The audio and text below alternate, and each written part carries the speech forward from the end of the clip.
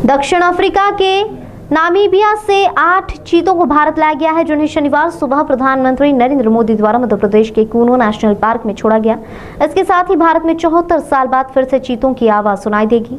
चीते छोड़े जाने के बाद पीएम नरेंद्र मोदी ने देश को संबोधित किया। इस दौरान उन्होंने कहा कि दशकों पहले जैव विविधता की सदियों पुरानी जो कड़ी टूट गई थी, विलुप्त हो गई थी, आज हमें उसे फिर से जोड़ने का मौका मिला है।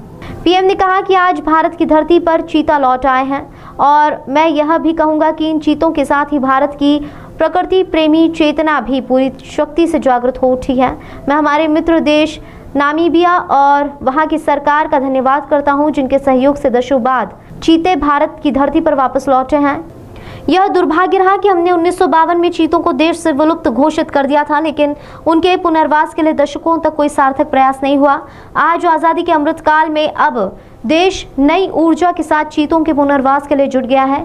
यह बात सही है कि जब प्रकृति और पर्यावरण का संरक्षण होता है तो हमारा भविष्य भी सुरक्षित होता है, विकास और समृद्धि के रास्ते भी खुलते हैं।